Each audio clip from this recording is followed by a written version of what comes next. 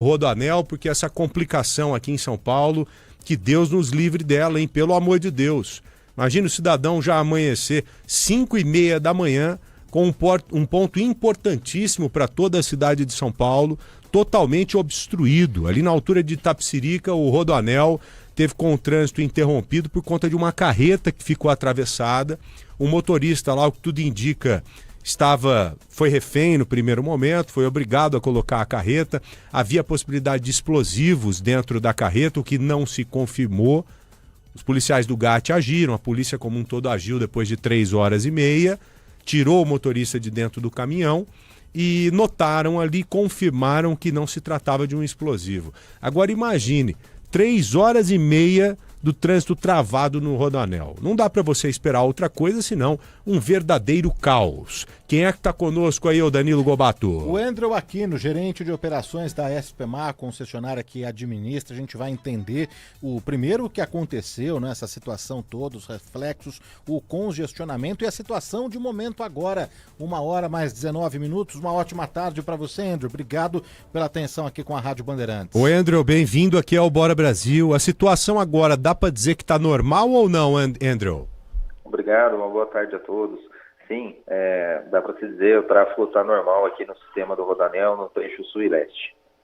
Ô, Andrew, agora a situação normalizada, né? Às 13h mais 19 minutos. Mas o motorista precisou ter paciência, muita paciência aí para enfrentar esse congestionamento, né? Mais de 40 quilômetros, como a gente já trouxe a informação aqui para os nossos ouvintes.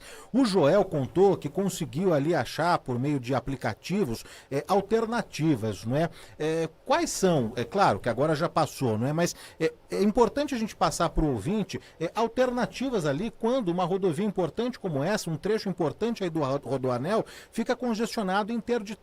Não é? Tem alguma operação que vocês já estão familiarizados, acostumados a montar, Andrew?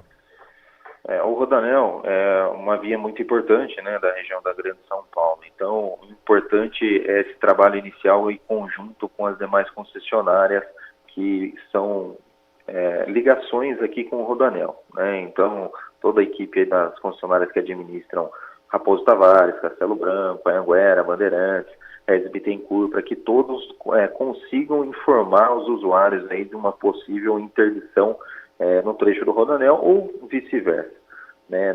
No momento de interdição, como foi, né, não é uma ocorrência esperada, aguardada, e o fato do risco, né, a necessidade de interdição total, a concessionária, tanto a SPMar como as demais, elas têm que prezar pela segurança viária, e nesse momento é realizado alguns desvios. Né, e a maioria desses desvios é para que o usuário procure rotas alternativas e utilizem outras rodovias para acessar a Grande São Paulo. Muitas das vezes, se o usuário quer ir para dentro de São Paulo mesmo, ele precisa acessar as marginais.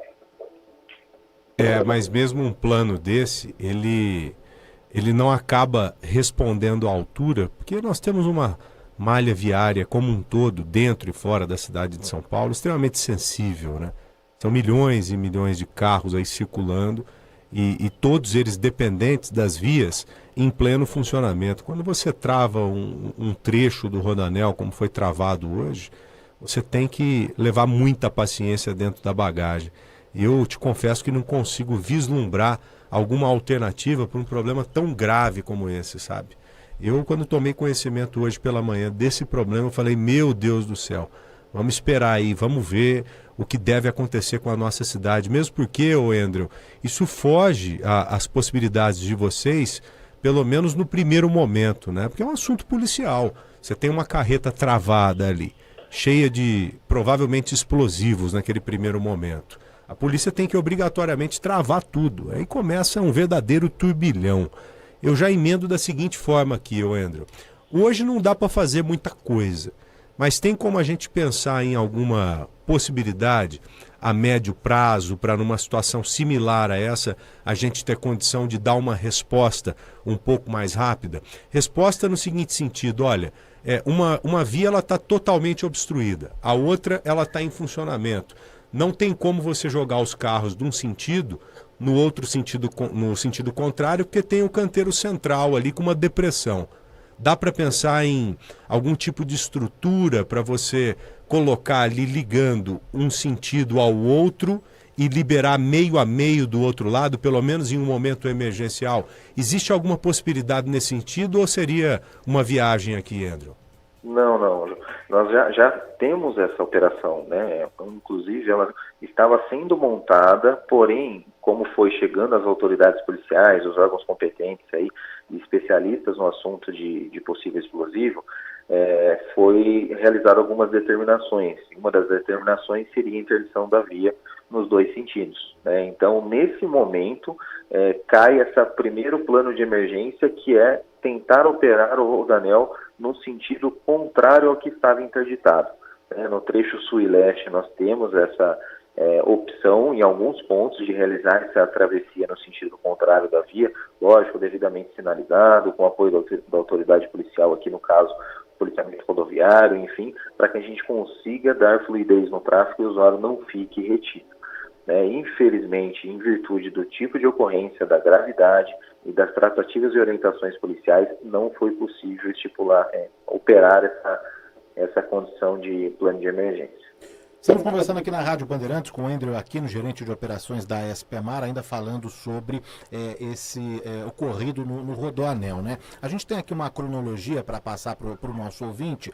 Ali por volta das 4 horas da manhã foi o horário que o motorista da carreta alega ter sido assaltado e sequestrado. Contou que 3 criminosos abordaram para levar o veículo, mas que a carreta travou e que os bandidos então teriam colocado explosivos na cabine. Claro que o Rodoanel tem câmeras, né, do circuito de monitoramento, e eu acredito que nessa altura essas imagens acho que já foram passadas aí pela polícia, né, para a polícia. Por volta de 5h30, a concessionária que administra, né, a SP-Mar, que recebeu esse chamado dizendo que a carreta estava interditando o local. E a partir daí, Andrew, como o Joel colocou, foi um caso de polícia, né, até com artefatos explosivos, né? Como que foi o desdobramento ali nas primeiras horas, nos primeiros momentos, até a concessionária entender do que se tratava, que não era uma pane na carreta, e sim um possível sequestro explosivo? Como que foi a situação foi se desdobrando aí ao longo da manhã? A primeira coisa é acionar a polícia, né, Andrew?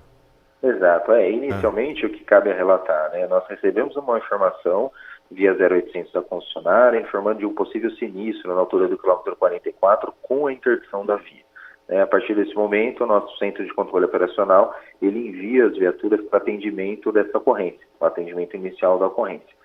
Na chegada das viaturas, a primeira coisa é preservar ali a segurança dos usuários, então sinalizar, e aí a equipe realizou uma ronda 360 no veículo, que possivelmente estaria envolvida nesse sinistro, e nessa ronda identificou o condutor no interior do veículo. E aí iniciou uma tratativa quando o condutor já informou se tratar de uma ocorrência policial e que havia ao lado dele um objeto, um artefato, aí uma possível bomba, palavras utilizadas aí pelo condutor. A partir desse momento, a equipe ela se afasta, retira todos os usuários presentes e pedestres, interdita a rodovia e é acionado de imediato, reforçado, né, porque a policiamento rodoviário aqui ele já é acionado a partir do momento de uma informação de sinistro de trânsito. Então é reforçada a informação e falar, já explicado, né, distribuir a informação que se trata de uma ocorrência policial. E a partir desse momento as autoridades policiais passam a assumir a ocorrência, né, como um todo, e passar as diretrizes de apoio que eles precisam. Entendido. Então era uma possibilidade de bomba, o que depois não se concretizou. Importante que se diga isso. A polícia fez a checagem que tinha que fazer, o esquadrão antibombas, era uma falsa bomba, mas no momento desse você tem que agir com precaução. Você tem que agir sempre trabalhando com a possibilidade de ser um explosivo mesmo. Andrew Aquino, muito obrigado. O Andrew começou passando a informação para a gente que nesse momento o trânsito ali já está regularizado. Obrigado aí, um forte abraço, viu? Obrigado por nos atender, Andrew. Eu que agradeço, uma boa tarde a todos. Boa tarde. Valeu, e Andrew, agora, obrigado. O segundo momento, nós precisamos saber é o seguinte, o porquê da demora da ação policial. Porque a polícia chegou ali por volta de 8h30. 3 horas depois, o esquadrão antibombas, que sempre é muito eficiente aqui em São Paulo, hoje foi eficiente também em agir com precisão, mas houve um lapso muito grande, né? Principalmente quando a gente fala de uma cidade tão sensível como São Paulo, as ações têm que ser rápidas. Eu tenho uma outra análise desse caso, mas eu vou esperar até esperar um pouco mais de apuração e tal, para a gente levar a discussão lá para o Brasil Urgente. Primeiro precisa confirmar se o que está desenhado aí, se o que está projetado realmente vai se concretizar. A primeira coisa, obviamente, é acreditar na palavra do caminhoneiro, que disse que foi sequestrado, que foi obrigado a colocar a carreta desse jeito, do jeito que vocês viram. A segunda ação é confirmar o que ele disse. E a terceira ação é ir atrás dos bandidos. Se seguir esse caminho, legal, não tem nenhuma outra possibilidade. Agora, se não seguir esse caminho, algumas outras possibilidades podem ser aventadas. Eu até pensei no seguinte: essa ação ela foi próxima do horário de troca de turno da polícia. A polícia troca o turno às 7 horas da manhã. A gente enxerga com um outro olhar, né? Por trabalhar com esse tipo de coisa já há um bom tempo. Eu imaginei que essa ação ela estaria acontecendo ali com um objetivo não para aquela localidade, mas para uma outra localidade. Talvez bandidos chamando a atenção naquele horário, na troca de horário de turno, para depois agirem em um outro local de São Paulo. Felizmente isso não se concretizou. Então agora vamos ficar com essa possibilidade do que o caminhoneiro relatou ser confirmado, ser verídico mesmo, né? E para isso nós temos as nossas equipes aqui que vão seguir a tarde inteira lá no Brasil Urgente a partir das 4 horas. Nós daremos continuidade também a esse assunto, obviamente com conversa com os policiais responsáveis e tudo mais. Mas que houve uma demora, houve. Nós precisamos dessa resposta também, porque que a polícia chegou ali depois de 3 horas e meia. A ação deveria ter sido rápida, mesmo porque quando a polícia chega, ela resolve rápido. Vocês viram que desde o momento da chegada dos policiais até a liberação da via foram 30 minutos, aproximadamente isso. Então não justifica das 5h40 até as 8h40 a gente ter esse lapso. Não justifica essa demora para a chegada dos policiais. João, a nossa reportagem levantou aqui o minuto a minuto. 4 horas foi o horário que o motorista da carreta alega ter sido assaltado. 5h25 a concessionária, a SPMar, que a gente entrevistou agora o gerente de operações, o Andrew Aquino, recebeu um chamado dizendo que a carreta estava interditando o local e aí acionou a polícia militar que fechou a via. 8h14, Joel, foi o que você trouxe aqui. O helicóptero Águia da PM pousou no Rodoanel, já trazendo alguns integrantes do GAT para atender essa ocorrência. Uma hora depois, 9h13, o policial, já todo paramentado, com roupa especial, se aproximou da cabine e fez contato direto com o motorista para entender o que estava acontecendo. 10 minutos depois, 9h21, o motorista desmaia, é retirado do local para fora da carreta para atendimento dos socorristas. 9h45, o cachorro da PM entra ali para tentar identificar supostos explosivos. 9h48, o agente do GAT sobe na cabine do caminhão. 9h52, os policiais realizam a vistoria na parte de cargas da carreta. E 9h56 é que os policiais do GAT se reúnem para analisar as imagens do artefato, né? E só aí, 10h06, Joel, é que a carreta é retirada do local, colocada no acostamento do Rodoanel e para o trânsito fluir, né? Então a gente tem aqui... 2 horas, então. Nossa reportagem levantou minuto a minuto do que aconteceu. Ótima hoje essa cronologia. Porque eles chegaram 8h14. O helicóptero chega com os policiais do Esquadrão Antibombas, do GAT lá, 8h14. E a via liberada 10h06. Então um pouco menos de 2 horas, né? Agora o problema, ô Danilo, é das 5h30 até as 8h14. Por que esse tempo todo para a chegada da equipe especializada? Você entende? É isso que nós precisamos compreender. Porque se a polícia chega, vamos supor, 5h30, né? Foi quando pintou o problema. Se a polícia chega ali, vamos trabalhar com 1 hora depois. A polícia especializada, né? Que é um tempo ali razoável. 1 hora depois, estamos falando de 6h30. 6h30 para 8h30 são 2 horas quase.